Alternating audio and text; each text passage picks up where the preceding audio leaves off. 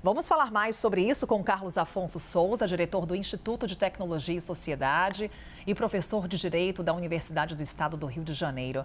Tudo bom, Carlos? Bem-vindo. Bom dia. Bom dia, Carol. Bom dia a todos que nos assistem aqui na CNN. Primeiro, Carlos, falar um pouco do comportamento do brasileiro, né? Que diante de uma plataforma muito utilizada, que era o X, busca alternativas e aí a Blue Sky aparece. Será que a gente consegue começar aqui nossa conversa falando um pouco sobre essa plataforma e o quanto que, de fato, ela pode comemorar a chegada desses novos usuários? Sim, Carol, isso é muito interessante porque a ligação entre a Blue Sky e o X, antigo Twitter, ela está na própria figura de o antigo diretor do Twitter, que era o Jack Dorsey. Então, a gente tem uma das mentes por trás da construção do Twitter no passado como sendo essa pessoa fundamental para imaginar o que é essa rede nova, essa rede Blue Sky. E isso, de certa maneira, ajuda os usuários brasileiros a se sentir um pouco em casa, porque, como você mesmo estava colocando, o layout, a maneira pela qual a plataforma se apresenta para o usuário, ela é muito parecida com o antigo Twitter, a maneira pela qual as pessoas interagem na plataforma é bastante parecida. Agora, tendo em vista o número crescente de brasileiros que pulou para a plataforma de um dia para o outro, a plataforma apresentou algumas instabilidades, e isso fez com que muita gente começasse a desconfiar que esse vai ser o destino para valer dos brasileiros nessa vida pós-Twitter, pós-X. Agora, vale lembrar, tem uma coisa muito interessante acontecendo, que é a Blue Sky é uma alternativa, mas ela não é a única. A Threads, a rede social da Meta, do Mark Zuckerberg, também tem aparecido como uma opção atrativa para os usuários brasileiros. Então, hoje a gente vive esse momento em que a comunidade brasileira desses expatriados do X se divide entre a Blue Sky e a Threads. E esse jogo está completamente em aberto para onde finalmente os brasileiros vão nas redes sociais pensando nessa vida pós-bloqueio do X. Mas é possível apresentar alguma tendência, Carlos, até observando o comportamento de outros países? Olha, Carol, é interessante a gente notar aqui como o Brasil tem algumas peculiaridades. Primeiro, vale lembrar, não é a primeira vez que a gente tem uma situação em que uma rede social é invadida por brasileiros e que o Brasil, de certa maneira, vive uma versão que é muito própria sua do que significa estar em rede social. Pessoal que já tem um pouquinho mais de estrada nas redes sociais se lembra do Orkut. Mas é bom dizer que o Orkut fez muito, muito sucesso no Brasil e na Índia, especialmente. Mas ele nunca foi um sucesso nos Estados Unidos ou na Europa. Então, existiu um momento, lá nos anos 2000, em que os brasileiros ocupavam uma rede social, mas essa rede social não era ocupada pelo restante do mundo. Nessa época, por exemplo, os americanos usavam a rede social MySpace, que nunca decolou para valer no Brasil. Então, o que a gente vê agora com essa situação em que os brasileiros saem em massa do X é um cenário que pode repetir um pouquinho o que a gente viu lá atrás no Orkut. Será que o Brasil vai adotar uma rede social? E se essa rede social acabar se tornando, enfim, a Blue Sky brincou que se tornou um aplicativo brasileiro, mas esse é um cenário que pode acontecer. A gente já viu isso acontecer algumas vezes, em que o Brasil acaba adotando uma determinada aplicação. Então, a gente tem aqui alguns cenários para o futuro. O primeiro é, o Brasil adota a Blue Sky, a gente tem uma comunidade grande de brasileiros lá, só que essa não é necessariamente uma rede social com grande alcance global. E, de certa maneira, poderia se tornar uma rede social com uma cara muito própria de usuários brasileiros. A outra opção, que é a Threads, que é a rede social da Meta, ela é incorporada no Instagram. Então, isso facilita, de certa maneira, essa transição de pessoas que já utilizavam o Instagram e agora querem utilizar uma outra rede social mais baseada em texto. E aí, só para encerrar, acho que é importante a gente ver, e é claro que isso tudo é muito provisório, porque a gente está falando de um dia em que esse movimento aconteceu. Mas a gente vê, de certa forma, uma comunidade mais ligada a questões de jornalismo, notícias, divulgação científica e com um público talvez um pouco de uma faixa etária um pouco mais acima no Threads e a gente vê aquela comunidade de postar memes, de uma fala um pouco mais descontraída, aparecendo muito no Blue Sky. Mas, de novo, isso é uma percepção que é sujeita à revisão diária, já que a gente está olhando apenas aqui para uma questão de um dia. Mas você tem muitos influenciadores brasileiros, por exemplo, dizendo que na Blue Sky eles conseguiram um engajamento mais rápido. Mas, enfim, vamos ver como é que isso acontece no decorrer da semana. E Carlos, qual que é o potencial de crescimento para essas plataformas? Qual que é o tamanho desse público que ficou órfão por conta do bloqueio do Twitter? É um potencial gigante. É importante lembrar que, pelos números, o X tinha ali um pouco mais de 20 milhões de usuários brasileiros, é um número bastante expressivo.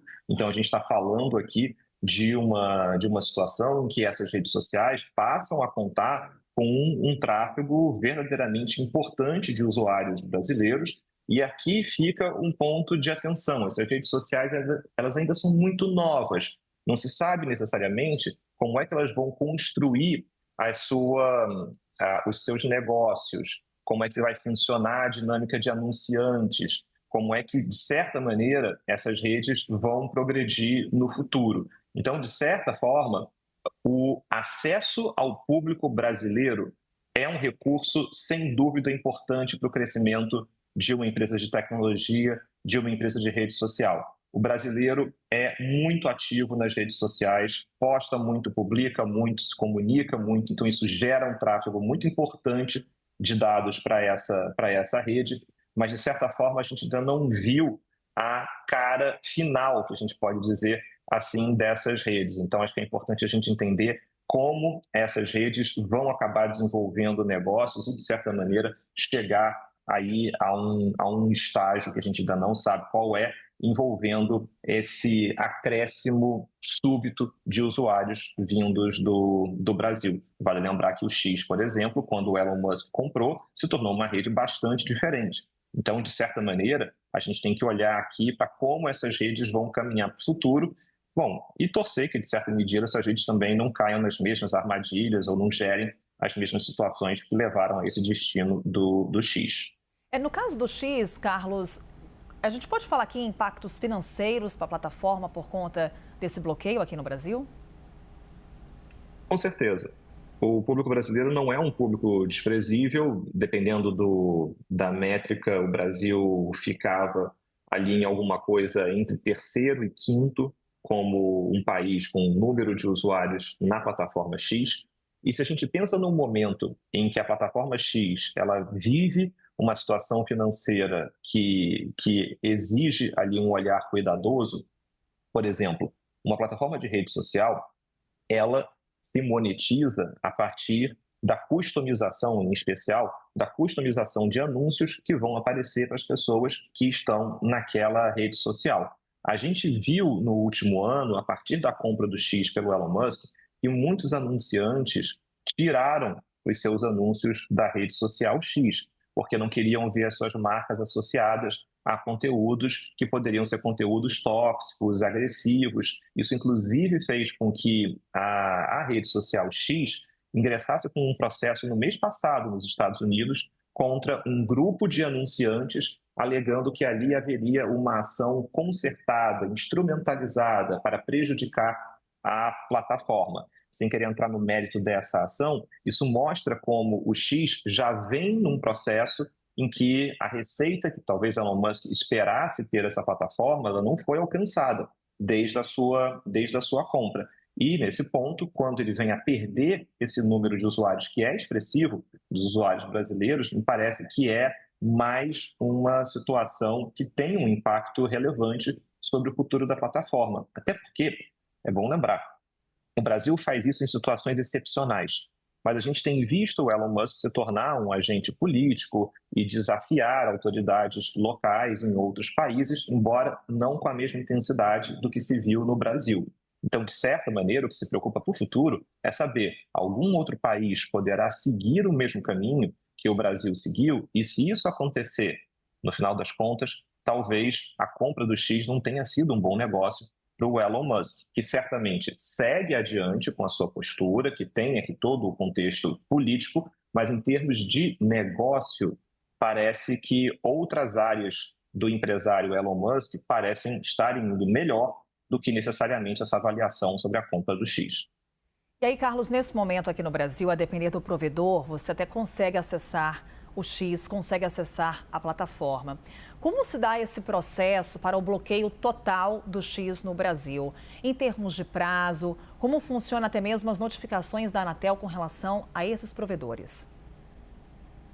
Olha, Carol, isso é importante deixar bem claro, porque muita gente na quinta-feira à noite estava ansiosa no Twitter, achando que às 8h07 você teria o apagão do Twitter e do X, e ninguém mais conseguiria postar. E não é isso que acontece, é importante dizer. Na medida em que você tem uma ordem de bloqueio emitida pelo Supremo Tribunal Federal, essa ordem vai à Anatel, e a Anatel tem a função de comunicar a milhares de empresas, de operadoras, sobre essa decisão do Supremo Tribunal Federal, e essas diferentes empresas vão dar conta de cumprir essa decisão.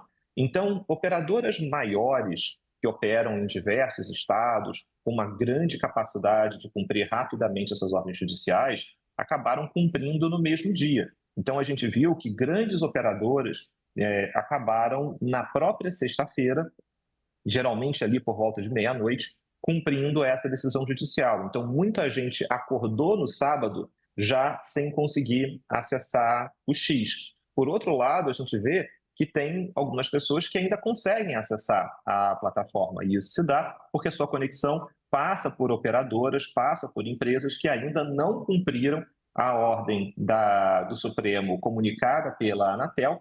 É provável que o façam, mas isso é um processo, e ainda mais que a gente está falando de uma ordem que precisa ser cumprida no final de semana. Então, acho que a gente ainda tem polos residuais de acesso ao X, mas é esperado que esses polos, enfim, acabem gerando um bloqueio do X aí no comecinho da semana. E, Carol, não é a primeira vez que a gente vê isso. Quando o YouTube foi bloqueado no Brasil, essa é uma história antiga, é lá no comecinho de 2007, aconteceu a mesma coisa. Primeiro, usuários de uma provedora, que era a Brasil Telecom, por exemplo, tiveram o YouTube bloqueado logo na largada em que saiu a decisão, enquanto usuários que se conectavam à internet pela Telefônica, em São Paulo, por exemplo, foram ter esse bloqueio efetivado um pouco depois. Então, de certa maneira, é importante a gente ver que é assim que funciona um bloqueio. Ele não é automático, a Anatel não aperta um botão e o site cai no Brasil como um todo. Isso depende do trabalho de cada uma das milhares de operadoras que vão se desincumbir dessa tarefa, algumas já se desincumbiram, ao longo do final de semana. Nessa decisão do ministro, Carlos, tem uma multa para aqueles que tentarem burlar esse bloqueio do X. E eu te pergunto de quem é a responsabilidade dessa fiscalização? Quem e como, inclusive, pode ser feito esse tipo de fiscalização? Olha, Carol, essa é uma parte da decisão do ministro Moraes de dificílimo cumprimento, porque pela própria maneira pela qual funciona uma rede virtual privada, VPN, esses dados de cadastro e de acesso do usuário não são guardados, não são rastreados.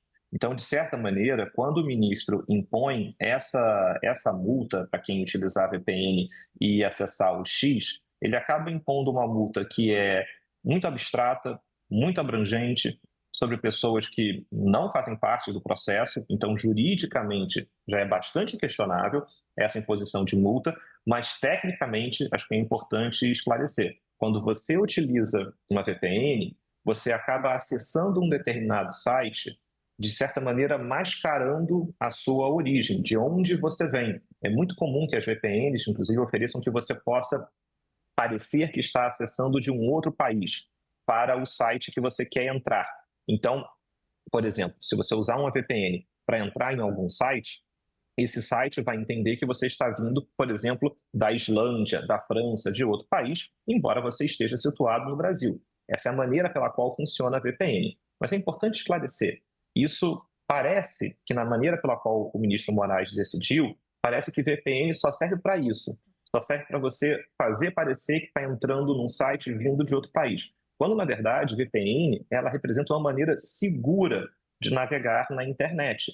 Ao mascarar dados que poderiam ser vistos por outros agentes, por outras empresas na sua navegação na internet, VPN oferece uma maneira de navegar na rede mais privada, mais segura, e justamente por isso, muitos aplicativos de antivírus embarcam nas suas soluções o uso de VPNs. Se você tem um antivírus instalado no seu computador, é muito provável que você tenha ali, dentre as várias opções, as várias funcionalidades do seu antivírus, também a possibilidade de ligar uma VPN para navegar de maneira mais segura.